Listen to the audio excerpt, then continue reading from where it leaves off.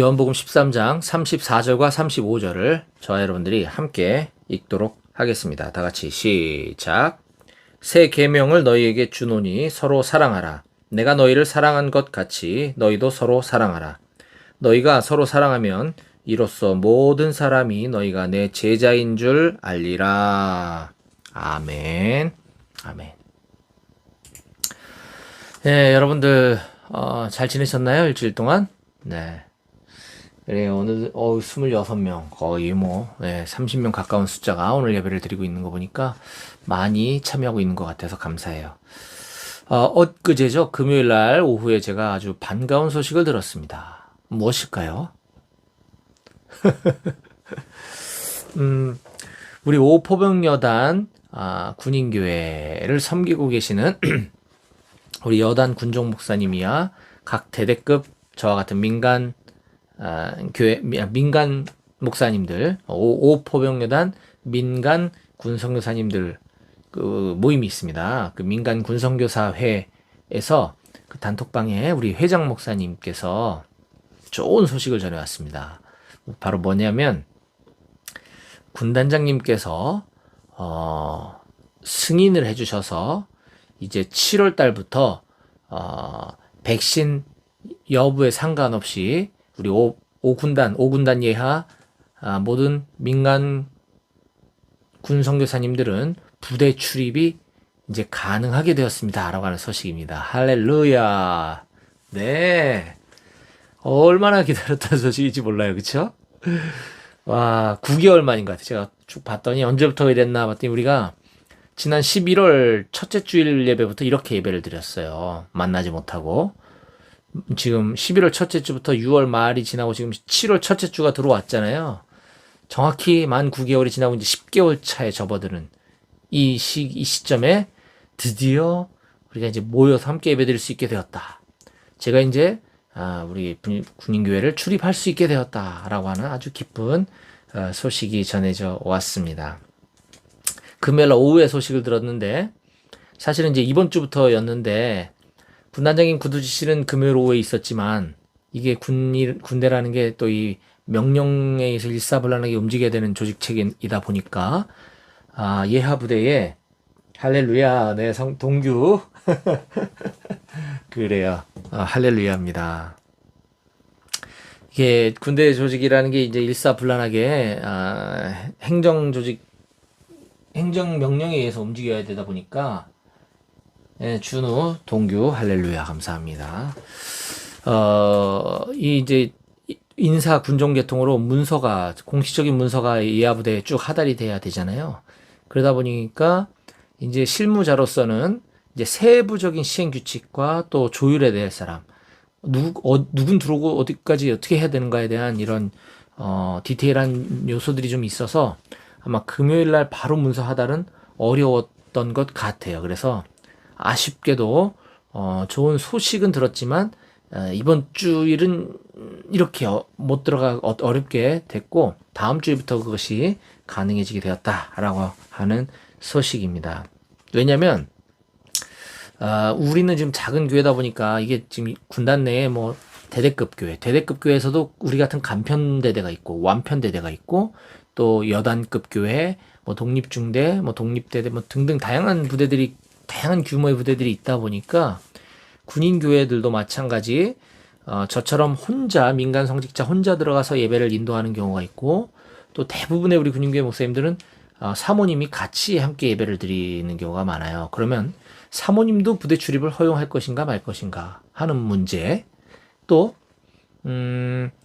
비록 군인교회지만 군선교회의 뜻을 가지고 있는 민간인 분들이 있어요. 그래서 군인교회 예배에 참여해서 함께 예배드리는 민간인들도 있다고 해요. 우리 교회는 아니지만. 그래서 그분들은 그러면 부대 출입을 허용할 것인가 말 것인가 라는 문제. 또 하나는 군을 제대하고 우리 예비역 선배님이죠. 우리 부대 출신으로서 군을 제대했는데도 불구하고 아마 인근에 사는가 보죠. 예비역 선배님들 중에서도 또 군인교회에 와서 예배드리는 선배님들이 있다고 해요. 그럼 그분들은 또 부대 출입을 지금 이 시점에 허용할 것인가 늦출 것인가라는 문제 등등등 실무자로서는 고민해야 될 요소들이 좀 많이 남아있는 것 같아서 조금 문서 시행 시기가 늦어지는 감이 없지 않아 있지만 그래도 우리는 희망을 보게 된 것입니다. 네, 너무 기쁜 소식이죠. 그래서 그저께 그 소식을 듣고 저는 어제 하루 종일 기대 반, 설레임 반, 또 걱정도 됐어요, 솔직히. 제가 목사지만 믿음이 부족해서 그런지, 이거 말 나왔을 때 빨리 들어가야 되는데, 이거 일주일이라는 시간이 남았잖아요, 아직도. 이 일주일 동안 또 어떤 변수가 생기면 어떡하지? 예. 너무 불안한 거예요. 뭐, 군단장님 승인했다지만, 뭐, 이 코로나 확진 추이가 꺾이지 않고 더 심화돼서 오히려 더 이 방역 기준이 강화되면 또 얘기는 달라지지 않을까라는 걱정도 사실은 큽니다. 그래서, 이거 말 나왔을 때 빨리 들어가야 되는데, 라고 하는 좀 조급함도 있지만, 오늘 본문에서 살펴볼 베드로와 같은 기질이 저에게도 좀 있는 것 같아요. 어쨌든, 우리 명령에 움직여야 되는 사람들이기 때문에, 좀 더 기다려봐야 될 것 같습니다. 근데 참 이게 참 변수가 없었으면 좋겠는데 여러분들도 함께 기도해 주셨으면 좋겠고요. 그러나 잘 아는 것처럼 이제 저와 여러분들과의 관계가 지금 조금 애매한 것이 아니라 조금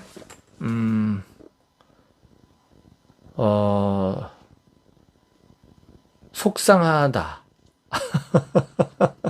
저 여러분들과의 관계가 왜 속상하냐?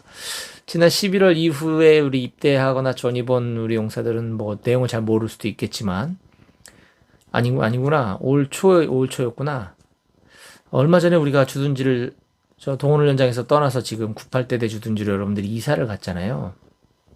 그래서 98 주둔지 비어 있고 우리 한마음교회는 그곳에 있고 하다 보니까 자연스럽게 이제 그 교회는 폐쇄가 될 수밖에 없게 되었다. 그리고 여러분들이 지금 주둔하고 있는, 저는 한 번도 들어가 본 적은 없지만 그곳에 군인교회가 또 있다. 그곳을 섬기는 저와 같은 저보다 대선배님 되시는 민간 군선교사님, 민간 목사님이 그곳에도 계신다. 그러니까 다음 주가 되면 저만 들어갈 수 있는 것이 아니라 그분도 들어오시기 때문에 이제 여러분들은 그곳에 있는 예배당에 출석해서 예배를 드려야 한다라고 하는 안타까운 소식입니다. 이게 참 아이러니하죠. 온라인 예배가 끝나고 대면 예배가 허락이 되기를 간절히 바랬지만 딱 하나 아쉬운 거는 여러분들을 못 만나게 된다라는 그런 아쉬움이, 안타까움이 좀 있습니다. 하여튼 이 참 안타까운 일인데 어쨌거나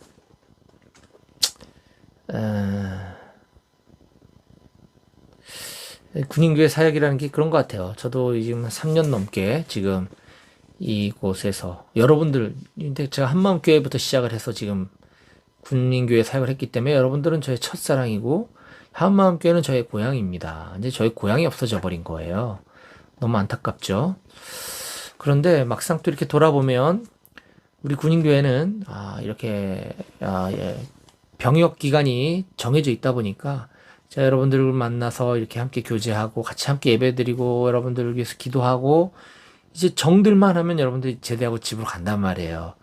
그곳에 있는 교회를 출석하겠죠. 그래서 이렇게 정들고 떠나보내고 이 일을 지금 3년 넘게 해오는 동안 이게 군선교, 군인교회 목회의 사역의 특징이구나. 우리가 만나서 정들기 위해서 노력을 하지만, 당연히 노력하지만 또 정들면 헤어져야 하는 게 우리의 사역이구나라는 것을 제가 경험하고 있습니다. 마찬가지로 여러분들의 지금 여기 와 있는 여러분들의 전역하는 날짜는 다 다르겠지만 이제 저와 여러분들이 헤어져야 될 시간은 그 저녁이 아니라 이 코로나 상황이 좀 풀리는 그 시점이었는데 그게 곧 이제 다음 주가 되었다라고 하는 소식에 너무 기뻐할 수만은 없어서 어제 하루 종일 참 심란하고 이 착잡한 하루를 보냈습니다. 아무튼 우리 예배 끝나고 우리 승우는 저하고 이 예배 끝나면 제가 저 백오교회 예배가 바로 또 인도해야 되기 때문에 이따 점심시간 이후에 저랑 좀 통화를 좀 하도록 합시다. 예, 그렇게 하고요. 일단 오늘 마지막 설교가 될지도 모를 오늘 주일 예배 설교 하나님 말씀을 전하도록 하겠습니다. 우린 지난주에 요한복음 13장 앞부분 1절부터 20절까지 본문 말씀을 보면서 제자들의 발을 씻겨주신 예수님의 세족식 장면을 성경에서 함께 살펴보았습니다. 예수님께서 제자의 발을 씻어주시는 것, 이것은 그저 단순히 예수님의 겸손, 예수님의 섬김만을 의미하는 것은 아니다 라고 얘기했습니다. 그건 바로 예수님께서 이 기독교 신앙의 가장 중요한 핵심 가치인 사랑을 가르쳐 주시기 위한 어떤 이 행동으로 보여주시는 가르침이다. 퍼포먼스 설교다라고 이야기했습니다. 그 설교의 주제는 사랑이다라는 것입니다. 낮아짐, 겸손, 섬김이 아닌 사랑을 가르치고자 하셨던 것이다라는 것입니다. 그래서 제가 지난주에 설교 말씀을 통해서 예수님의 이 세족식을 통해 예수님이 우리에게 가르쳐 주시고자 했던 그 사랑에 대한 교훈은 크게 세 가지로 우리가 요약해 볼 수가 있는데, 첫 번째는 바로 여러분들과 저와 같은 예수님은 자기 사람들을 끝까지 사랑하신 끝까지 사랑을 보여주시며 우리들에게도 그렇게 사랑하라 라고 가르쳐 주셨다고 하는 것을 나눴습니다. 자, 13장 1절 말씀을 함께 보겠습니다. 유월절 전에 예수께서 자기가 세상을 떠나 아버지께로 돌아가실 때가 이른 줄 아시고 세상에 있는 자기 사람들을 사랑하시되 끝까지 사랑하시니라. 아멘. 네.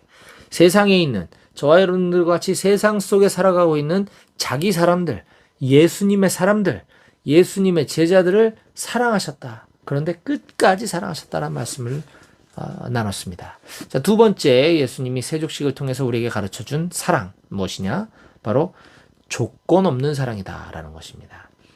2절 말씀을 보겠습니다. 13장 2절. 마귀가 벌써 시몬의 아들 가룟 유다의 마음에 예수를 팔려는 생각을 넣었더라. 예수님의 제자 중 한 명인 유다에게, 가룟 출신의 유다라는 제자에게 자기 스승 예수를 팔 생각을 지금 넣어주셨다 그랬어요. 자, 그런데 11절 말씀을 보니까 이는 자기를 팔 자가 누구인지 아심이라.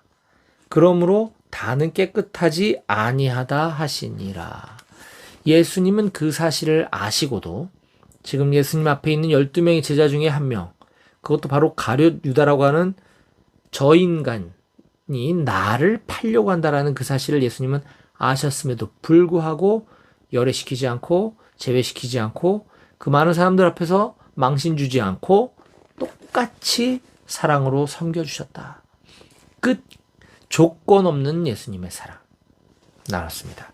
자, 세 번째, 예수님께서 우리들에게 가르쳐 주시고자 하는 세족식을 통한 사랑의 교훈, 세 번째는 바로 낮아짐의 사랑이었다라고 하는 것입니다. 사랑은 사랑이 돼 낮아짐의 사랑이다. 예, 내가 위에서 군림하면서 하는 그런 사랑이 아닌 낮아짐의 사랑. 4절 말씀을 함께 보겠습니다. 저녁 잡수시던 자리에서 일어나 겉옷을 벗고 수건을 가져다가 허리에 두르시고 5절 이에 대야에 물을 떠서 제자들의 발을 씻으시고 그 두르신 수건으로 닦기를 시작하여. 아멘. 예수님은 제자들의 발을 닦아주신 것이 그저 단순한 어떤 보여주기식, 어떤 퍼포먼스식의 사랑만은 아니었습니다.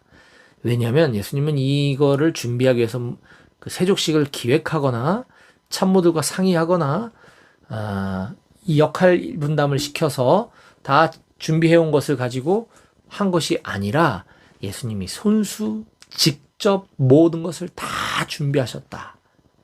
네, 그래서 지금 방금 말씀해 보면 예수님께서는 식사하시다가 자리에서 일어나서 스스로 손수 겉옷을 벗고 수건을 직접 두르시고 그리고 대야를 들고 수도꼭지까지 가서 물을 틀고 그 대야를 물 흘리지 않도록 조심조심 들고 오셔서 이때까지만 해도 제자들은 지금 예수님 뭐 하시는 거야? 밥 먹다 말고 어리둥절했겠죠? 직접 하셨다라는 것입니다. 야, 베드로야, 수건 가져와라. 안드레야, 대야에 물 떠왔니? 준비되면 보고해. 네, 다 준비됐습니다, 주님. 이제 이쪽으로 오시면 됩니다. 그래. 이렇게 하지 않으셨다라는 것입니다. 낮아지심의 사랑. 자, 이와 같이 예수님의 세족식 행사가 바로 예수님께서 사랑에 대해서 몸소 행동으로 보여주면서 가르치신 것이다 라고 확신 있게 제가 이야기할 수 있는 근거는 오늘 이어지는 오늘 우리가 다루고자 하는 그 이후 요한복음 13장 하반절 본문 말씀과도 계속해서 관련되어 있습니다. 따라서 오늘 저는 이 시간에 요한복음 13장 21절 이하 38절까지의 말씀, 요한복음 13장 마지막 부분에 대한 말씀을 가지고 예수님의 참된 제자가 되려면 이라고 하는 주제로 말씀을 나누도록 하겠습니다. 제가 여러분들과 함께 이렇게 예배를 드린 지 중간에 작년이죠. 코로나 1차 유행이 시작됐을 때, 또 2차 유행이 시작됐을 때 이것이 얼마나 오래 갈지, 금방 끝날지를 알 수 없었기 때문에 그 1차 유행이 지속되는 기간 동안 우리는 손 놓고 아무것도 할 수가 없었어요. 또 이제 예배가 허용이 돼서 부대 들어가서 이제 끝난 줄 알았더니 또 조금 대면 예배 하다가 또다시 2차 대유행이 시작되면서 또 중단. 그래서 또 예배를 한동안 못 드렸어요. 그러다가 작년 11월부터 3차 대유행이 시작되면서 우린 두 번이나 경험을 해봤기 때문에 이거 얼마나 오래 갈지 모르겠다. 이렇게 갑작스럽게 우리에게 다가온 이 예배 중단 사건을 우린 그냥 넋놓고 있어서는 안 되겠다 해서 제가 11월 첫째 주일부터는 온라인 예배를 시작했죠. 중간에 우리 빼먹은 적이 좀 있었어요, 예배를. 그러다 보니 제가 이제 여러분들 2019년인가요? 아니 2018년이군요. 2019, 2020, 2021이니까요. 예. 2018년 8월 첫째 주부터 제가 시작한 이 한마음교회 군인 사역을 오늘이 벌써 122번째만 맞이하는 주일 예배 시간입니다. 너무 감사했던 시간이고요. 그 중에 제가 여러분들에게 그때그때 생각나게 해주시는 말씀을 나눈 적도 많았지만 이 복음의 정수가 담겨있는 예수님에 대한 이야기가 아주 알기 쉽게 소개되어 있는 이 요한복음을 1장 1절부터 순서대로 가르쳐줄 필요가 있겠다 해서 제가 요한복음 강해 설교를 시작을 했습니다. 요한복음 1장 1절을 시작으로. 그래서 오늘 이 시간은 요한복음 연속 강해 설교 벌써 45번째 45번째 시간이에요.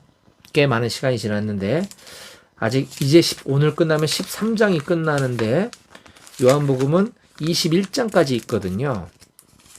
아직 조금 남았으니까 여러분들 계속해서 저와 여러분들이 만나지 못한다 하더라도 제가 유튜브를 통해서 이 설교 말씀은 계속 업로드를 하고 있으니까 저와 여러분들의 이런 신앙의 관계는 계속해서 이어갔으면 좋겠다 하는 개인적인 바람이 있습니다. 자, 오늘 요한복음 강해 설교 45번째 45번째 시간, 예수님의 참된 제자가 되려면 이라고 하는 말씀을 함께 살펴보도록 하겠습니다. 자, 요한복음 13장 21절 이후에는 서로 다른 성향을 보이는 몇 명의 제자 이야기가 등장을 합니다. 정확하게 3명의 제자가 등장하는데요. 첫 번째는 가룟 유다라고 하는 제자, 두 번째는 베드로라고 하는 제자, 세 번째는 요한이라고 하는, 이름은 언급하지 않고 있지만, 이름은 언급하고 있지만 그가 요한을, 이 요한복음의 저자인 바로 자기 자신, 사도 요한에 대한 이야기라는 것을 우리는 알 수가 있습니다. 그 3명의 제자 이야기를 좀 살펴볼 텐데요. 자, 첫 번째는 안타깝게도 자기 스승이신 예수님을 돈 몇 푼 받고 팔아넘긴 안타까운 가룟 북지방 출신 유다라고 하는 제자입니다. 예수께서는 12명의 자기 자신 예수님의 제자들 중에 한 명도 사랑하지 않는 제자가 없었어요. 그렇겠죠.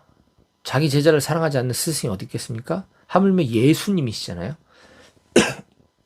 모든 제자들을 다 사랑하셨는데 그 중에 한 명 유다가 그런 일을 앞으로 행하게 될 것이라는 걸 예수님이 알았다라고 아까 성경 읽어보았죠.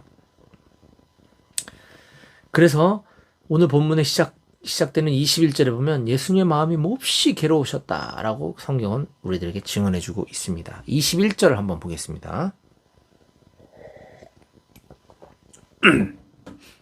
예수께서 이 말씀을 하시고 심령이 괴로워 증언하여 이르시되 내가 진실로 진실로 너에게 이르노니 너희 중에 하나가 나를 팔리라 하시니. 아멘.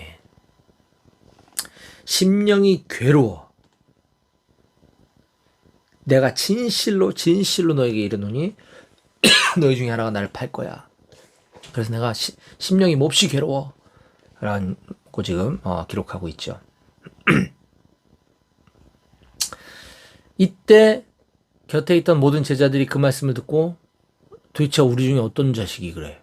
누굽니까? 하고 막 궁금해합니다. 그런데 예수님은 유다를 지켜주십니다. 유다의 인격을 존중해 주십니다. 그리고 유다가 마음을 돌이킬 여지를 계속 남겨두십니다.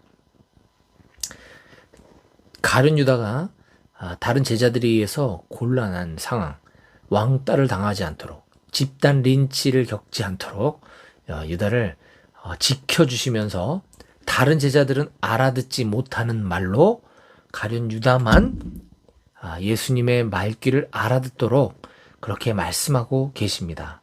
한번 볼까요? 22절입니다. 제자들이 서로 보며 누구에 대하여 말씀하시는지 의심하더라. 예수님 지금 누가 자신을 팔 사람이 있다는데 그 누군지 서로 보면서 의심하는 묘한 분위기가 지금 연출됐다는 거예요. 26절 보겠습니다. 예수께서 대답하시되 내가 떡 한 조각을 적셔다가 주는 자가 그니라 하시고 곧 한 조각을 적셔서 가룟 시몬의 아들 유다에게 주시니. 이거 정답을 알려준 거 아닙니까? 그런데 못 알아들었다라고 성경은 우리들에게 친절하게 설명을 해줘요. 27절. 조각을 받은 후 곧 사탄이 그 속에 들어간지라. 이에 예수께서 유다에게 이르시되 네가 하는 일을 속히 하라 하시니. 자, 이쯤 되면 주변의 사람들이 다 말귀를 알아들 것 같잖아요. 근데 지금 이 분위기와 이 상황은 그렇지 못했던가 봐요. 우리는 이 내용을 이미 알고 있기 때문에 이렇게 얘기하시면 제자들이 다 알아듣는 거 아닙니까? 어떻게 모를 수가 있냐고 얘기할 수 있지만 추측컨대 가룟 유다가 예수님 바로 옆에 있고 예수님이 이 말을 하고 한참 있다가 이렇게 너 한 입 먹어라 이렇게 그냥 평상시처럼 행동하셨을 때 제자들이 눈치를 못 챌 수도 있고 또는 예수님이 딱 봤을 때 아무도 보지 못하는 그 순간에 유다를 주셨을 수도 있고 뭔진 모르겠으나 제자들은 몰랐어요. 네. 왜 몰랐냐? 그 뒤에 나오죠. 28절 보겠습니다. 이 말씀을 무슨 뜻으로 하셨는지 그 앉은 자 중에 아는 자가 없었다. 즉 예수님께서 유다에게 네가 하는 일을 속히 하라. 이 말씀 무슨 뜻인지 아무도 몰랐다는 거예요. 그래서 어떤 이들은 유다가 돈꾀를 맡았으므로 명절에 우리가 쓸 물건을 사라고 하시는지 혹은 가난한 자들에게 무엇을 주라고 하시는지 그런 줄로 생각했다라고 성경이 우리에게 증언해주고 있습니다. 지금은 6월절을 앞둔 민족 대명절을 바로 앞둔 식사 시간이잖아요. 그리고 유다는 예수님이 제자 중에 회계를 맡은 사람이었어요. 회비 걷고 내역 정리하고 회계 보고하는 회계 담당이었거든요. 그러니까 예수님이 네가 하는 일을 속히 하라. 그러니까 제자들이 명절 준비하러 빨리 가서 먹을 거 사오라는 얘기구나. 이렇게 알아들을 수도 있고, 자 이제 명절이니까 우리 불이웃 돕기 하는데 빨리 가서 구제 물품 갖다 전달하고 와라. 이런 얘기를 하시는 줄 알아들었다라는 거예요. 아무도 몰랐다는 거죠. 이것은 바로 예수님께서 가룟 유다에 대한 배려, 소위 다른 제자들로부터 가룟 유다가 어려움을 당하지 않도록 쉴드 쳐주신 거다. 요즘 세대 말로 쉴드 치고 계시는 거다라는 것이죠. 그리고 또 중요한 것은 가룟 유다로 하여금 다시 회개하고 돌아올 수 있는, 그 마음을 바꿀 수 있는 기회를 지금 자꾸 주고 계시는 거예요. 여지를 남겨두고 계시는 거예요. 예수님이 포도주 적신 빵을 주면서 예수님의 눈빛을 봤을 때 유다가 예수님을 똑바로 볼 수 있었을까요? 아마 쉽지 않았을 것 같아요. 예수님은 계속해서 다시 돌아와라. 너의 그 행동은 옳지 않아. 너의 그 생각은 그러면 안 되는 것이야. 라고 회개할 수 있는 기회를 주셨는지도 모르겠어요. 어쩌면 가룟 유다가 악한 길에서 돌아올 수 있는 마지막 기회였는지도 모르겠다는 생각이 듭니다. 자, 그런데 이 유다는 그 다음에 어떻게 했는지 한번 보겠습니다. 30절입니다. 유다가 그 조각을 받고 곧 나가니 밤이러라. 뭐야? 아무 말도 안 하잖아. 그쵸? 가룟 유다는 지금 아무 얘기도 하지 않고 그냥 그 조각 들고 밖으로 나갔다. 그런데 지금은 밤이었다. 이렇게 얘기하고 있습니다. 유다는 지금 예수님 앞에서 아무 소리 하지 않고 계속 침묵으로만 일관합니다. 아마도 스승인 예수님이 자기를 어떻게 하지 않을까? 이 제자들이 눈치채지 않았을까? 아, 제자들한테 의도 맞는 거 아니야?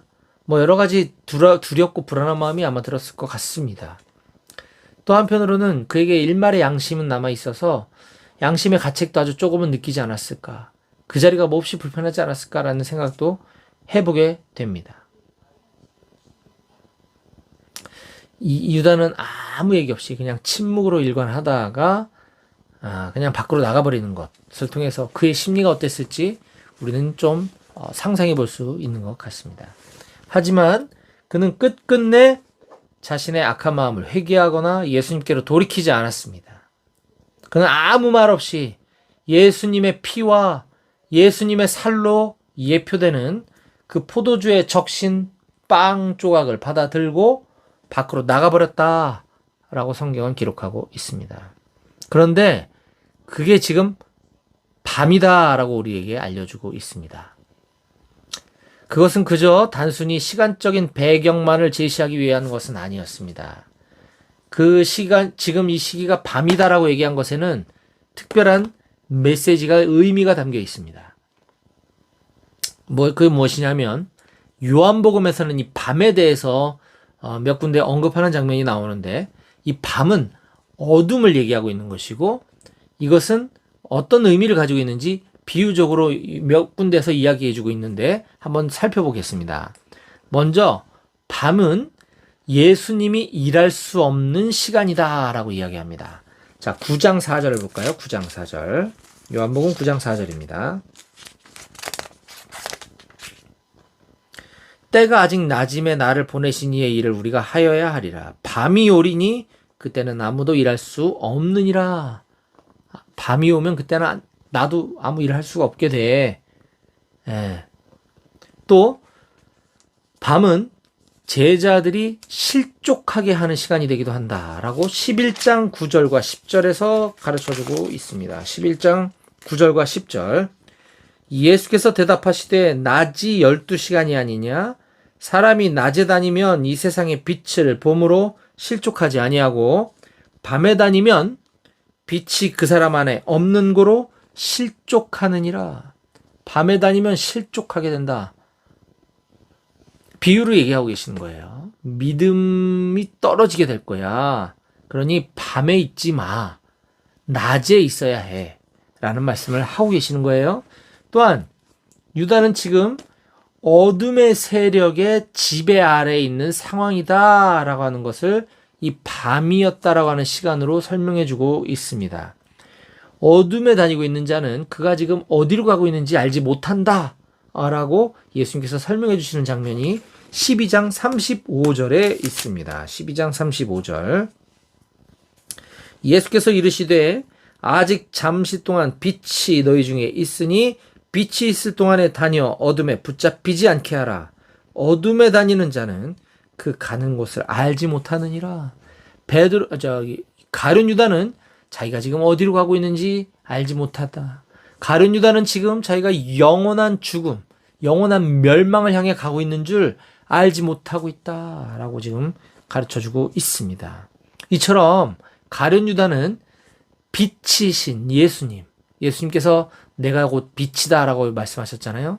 빛이신 예수님을 떠나 밤으로 표현되는 어둠의 세력으로 들어갔다라고 하는 것은 요한복음 저자가 의도적으로 우리들에게 그렇게 설명하기 위해 오늘 본문에 이때가 곧 밤이었다라고 이야기해주고 있는 것이죠. 사랑하는 여러분, 가룟 유다는 오랜 세월 동안 다른 제자들처럼 스승이신 예수님과 함께 동고동락하며 제자 훈련을 받고 있었습니다. 심지어 그는 예수님의 제자 공동체에 속하여 회계를 담당했던 사람입니다. 아까 제가 회계는 가룟 유다가 돈꾀를 맡았던 자라고 얘기했죠. 회계는 누굽니까? 누구한테 회계를 맡깁니까? 가장 정직하고 깨끗하고 명확한 사람, 일처리가 깔끔한 사람, 그리고 가장 신뢰하고 믿을 수 있는 사람에게 회계를 맡기는 거잖아요. 가룟 유다는 제자들 중에 그런 제자였습니다.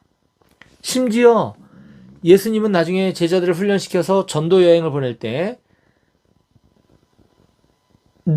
귀신을 내쫓고 병든 자를 고치는 능력을 줘서 보냈다 그랬어요. 그러니까 가룟 유다에게는 그런 영적인 능력도 있는 제자였었어요. 그러나 우리가 반드시 알아야 될 것은 그것이 다가 아니다 라고 하는 것이죠.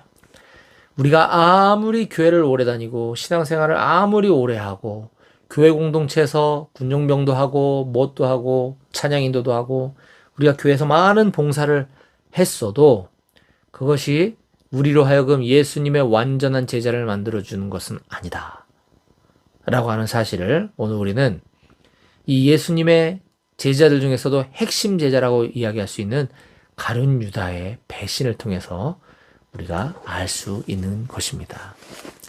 자, 오늘 우리 본문을 통해서 예수님의 참된 제자가 되려면 잘못된 교훈, 오시범을 보여줬던 가룟 유다, 또 다음에 우리가 살펴볼 제자는 바로 베드로와 요한입니다. 이 두 명 그냥 한꺼번에 볼게요. 왜냐하면 요한에 대해서 너무 짧게 나와 있기 때문에. 자, 베드로와 요한에 대해 살펴볼 텐데요. 베드로는 예수님께서 나를 배신할 자가 너희들 가운데 있다 라고 말씀하셨을 때 그가 누군지 궁금해서 도저히 참을 수가 없었어요. 약간 좀 다혈질이거든요, 베드로가. 나름대로 그 머리를 썼죠. 어떻게 알아낼까 이걸. 예수님 아신다 그랬는데 그래가지고 이 범인을 색출하기 위한 묘책을 하나 제안을 합니다. 13장 23절, 24절, 25절을 제가 읽어보겠습니다. 13장 23절. 예수의 제자 중 하나, 곧 그가 사랑하시는 자. 요렇게만 표현되고 있는데 이게 지금 요한복음의 기록자인 사도 요한을 자기 자신을 지칭하는 특수한 표현이에요. 예수님이 사랑하시는 자라고 표현한 것은 바로 요한을 얘기하는 거거든요. 예수의 제자 중에 한 명인 곧 예수님, 그가 사랑하시는 자, 요한이에요. 예수님의 자가, 요한이 예수의 품에 의지하여 누웠는지라. 다른 제자들보다 예수님과 더 친밀한 사이에 있는 걸 알 수 있죠. 시몬 베드로가 머릿짓을 하여 말하되 말씀하신 자가 누구인지 말하라 하니 그는 요한이에요. 요한이 예수의 가슴에 그대로 의지하여 말하되 주여 누구니까 하니라. 이게 무슨 장면인지 이해가 되시나요? 예수님 제자들이 쭉 있어요. 예수님께서 너희 중에 하나가 나를 팔 거야 라고 얘기하는데 그가 누군지 몹시 궁금했어. 미치겠어요. 베드로가 지금 예수님 품에 이렇게 기대고 있는, 품에 안겨 있는 예수님이 사랑하시는 자 요한에게 머릿짓을 했대. 머릿짓. 지금 이렇게 한 거죠. 빨리 예수님한테 물어봐, 누군지. 아, 이거 되게 재밌죠? 그 장면인 것이에요. 자, 이처럼 베드로는 예수님과의 예수님의 제자긴 하지만 아직까지는 예수님하고의 그 친밀함의 그 깊이가 요한보다 적은 건 분명하다라는 걸 알 수 있죠. 그렇죠? 그런 주제라고 표현해서 미안합니다만, 그런 주제에 자기가 예수님 위해서 목숨을 바치겠다라고 이렇게 호언장담합니다. 누가 봐도 이거는 허풍이라는 걸 알 수가 있죠. 자, 그러자 예수님께서는 베드로의 인생에서 결정적인 실패 사례를 경험하게 할 거야 라고 미리 말씀하십니다. 자, 베드로에게 있어서 그의 관심은 온통 배신자를 색출하는 데 있었습니다. 지금 제자들 중에 특별히 예수님과 더 친한 요한이라고 하는 제자를 부러워하거나 나도 예수님하고 저렇게 친해져야 하는데, 내가 더 신앙의 깊이가 연륜이 깊어져야 하는데 라고 하면서 그것을 사모하기보다는 그저 그냥 호기심만 가득한 거예요.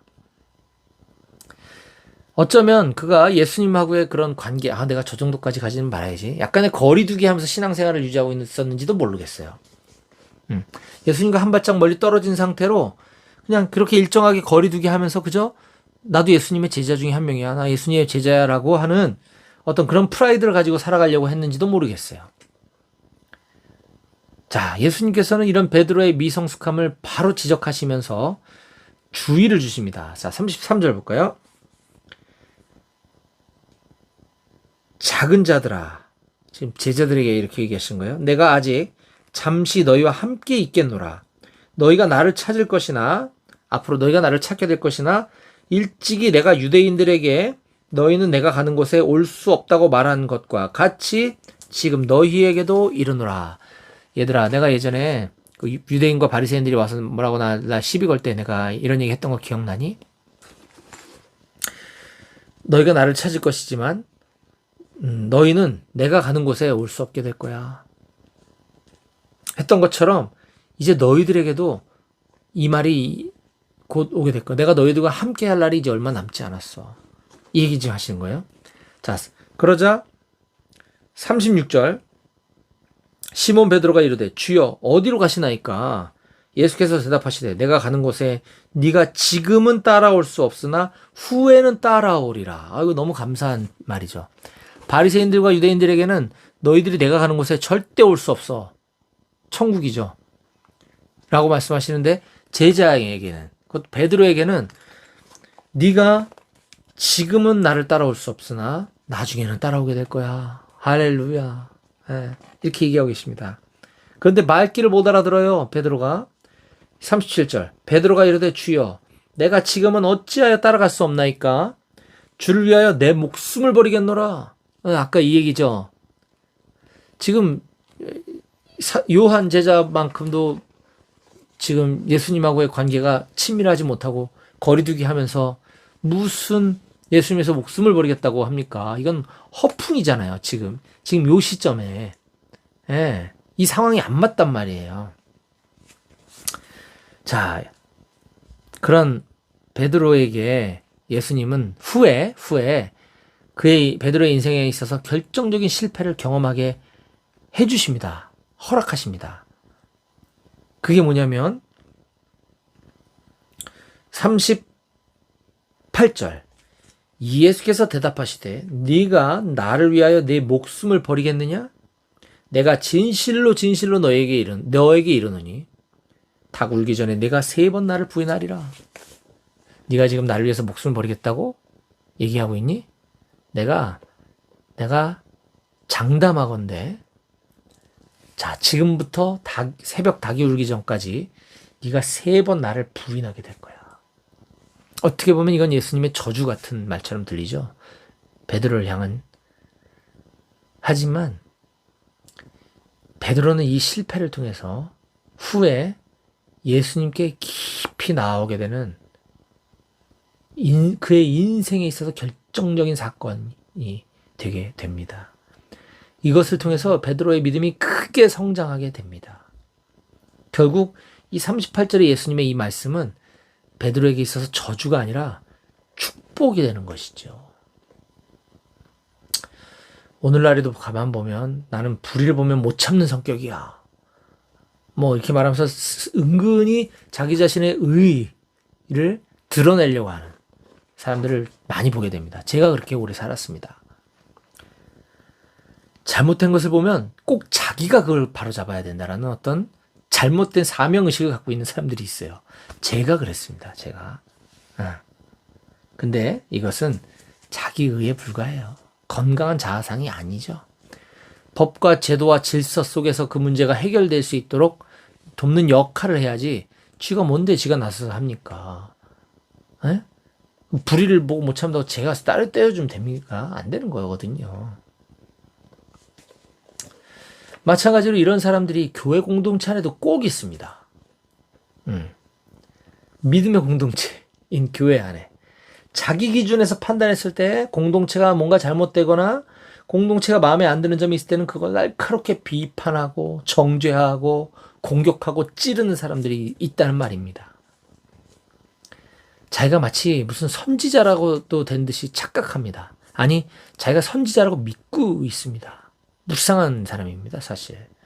이런 사람은 아직까지 영적으로 굉장히 미성숙한 사람이거든요. 만약에 오늘 베드로가 영적으로 성숙한 사람이었다면 이렇게 지키지도 못할 그런 허풍을 떨 것이 아니라 내가 주님에서 목숨까지도 바치 이게 아니고 내가 예수님하고 더 가까이 친해져야 되겠다. 내가 저 요한에게 이렇게 물어봐 할 게 아니라 내가 가서 물어봤을 때 예수님이 얘기해 줄 수 있는 난 그런 사이가 관계가 되고 싶다. 내가 제일 예수님하고 가까워지고 싶다. 이랬어야 맞습니다. 자기가 직접 가서 예수님께 물어봤어야 하는 것이죠.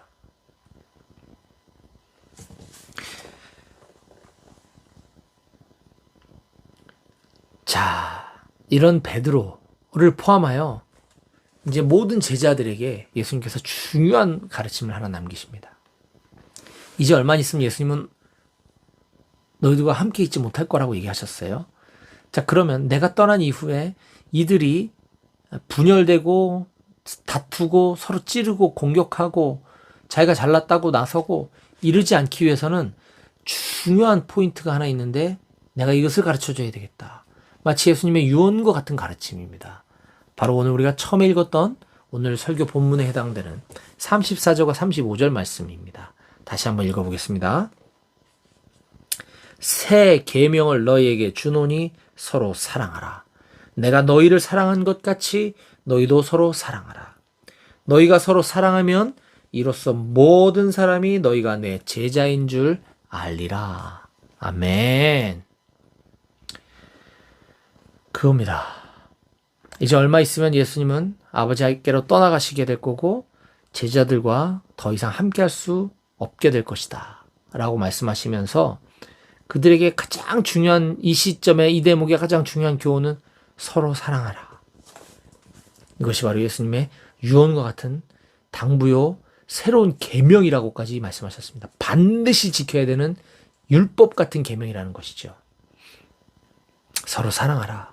너희들끼리 서로 사랑해라. 그렇게 살 때 그래야만 비로소 모든 사람들이 너희가 내 제자라고 인정하게 될 거야 라고 말씀하시는 겁니다. 사랑하는 여러분, 예수님처럼 나를 배신할 것 같은 사람, 아니 지금 나를 못 살게 굽는 사람, 나를 괴롭히는 사람이라 할지라도 우리가 믿음의 공동체, 예수 그리스도의 몸된 교회 공동체 안에 있는 한 형제라고 한다면 그를 사랑하는 삶을 살아야 마땅한 것입니다. 쉽지 않죠. 그런데 어느덧 우리는 예수님의 이 가르침을 그냥 그저 이 책에 나오는 글자로만 인식하고 우리의 삶 가운데 그걸 실천하며 살려고 애쓰지 않는 것 같습니다. 교회 안에 서로가 서로를 미워하고 서로 헐뜯고 서로 싸우고 분열하고 등 돌리고 같은 예배 안에서 따로따로 예배드리고 이런 짓들을 우리는 많이 보게 됩니다. 예수님이 유언처럼 말씀하신 서로 사랑하라. 나를 팔아 넘기려고 했던 가룟 유다도 내가 사랑하는 거 봤지? 내가 너희를 이렇게 사랑한 것 같이 너희도 그렇게 서로 사랑해라. 이 교훈이 어디로 가버렸는지 모르겠습니다. 사랑하는 여러분, 예수님의 제자로 산다는 거 쉬운 일이 아닙니다. 하지만 그건 우리가 선택하는 게 아닙니다. 마땅히 제자로 살아야 합니다. 우리가 예수님의 제자로 살려면 우리가 서로 공동체 안에서 서로 부대끼며 내 마음에 안 들고 내 마음에 안 들 정도가 아니라 나를 공격하고 나를 비난하는 사람들까지도 사랑하라. 쉽지 않습니다. 하지만 그렇게 해야 합니다. 저도 이런 일 많이 겪었습니다. 지금도 겪고 있습니다. 쉽지 않아요. 그리스도인이 된다는 것, 단순히 예수님을 지식적으로 동의한다거나 예수님이 역사 속에 살아계셨던 어떤 역사적인 인물로 그 팩트만 인정하는 것이 믿음이 아닙니다. 그런 사람이 그리스도인이 아닙니다. 일주일 중에 단 하루, 오늘 주일날만 예수님 생각하고 성경 같이 읽고 이거 보고 이렇게 사는 게 제자가 아닙니다. 일주일 내내 예수님 생각하고 예수님 묵상하고 예수님 어떻게 살으셨는지 예수님이 어떻게 본으로 우리에게 가르쳐 주셨는지를 늘 기억하려고 되새기고 부족하지만 연약하지만 나도 그 교훈을 따라서 그렇게 살려고 애쓰는 것은 그 중에 하나 오늘 본문 말씀에서 가르쳐 준 것처럼 나를 공격하고 나를 비난하고 나를 못살게 굴고 나를 심지어 팔아넘기려고 했던 그 제자까지도 사랑하신 그 예수님처럼 그렇게 서로 사랑하라고 하는 이 말씀대로 지키며 살아갈 때 세상은 우리를 보고 아, 저게 진짜 기독교구나. 오늘날 기독교 소리를 듣는 이유는 교회가 그런 모습을 보여주지 못했기 때문이에요. 세상에. 세상 사람들로부터 인정받는 게 뭐가 그렇게 중요하냐? 중요하지요. 그들이 우리의 삶을 통해 나도 저들처럼 그리스도인이 되고 싶다. 그들에게 전도할 수 있는 기회가 되거든요. 그런데 아휴 저렇게 사는 꼬라지 보니까 난 저런 자들처럼 되고 싶지 않아. 저게 그리스도인이라면 난 그리스도인 안 할 거야. 전도가 막히고 있는 것이죠. 너희가 서로 사랑할 때 이로써 저들이 너희가 내 제자인 줄 알리라. 말씀하신 주님의 가르침을 꼭 기억하셨으면 좋겠습니다. 예수님의 참된 제자는 예수님의 말씀에 순종하는 사람이죠. 바로 예수님의 이 세 계명 반드시 기억하고 그렇게 지키려고 애쓰는 우리 모든 한마음교회 저와 여러분들 다 되었으면 좋겠습니다.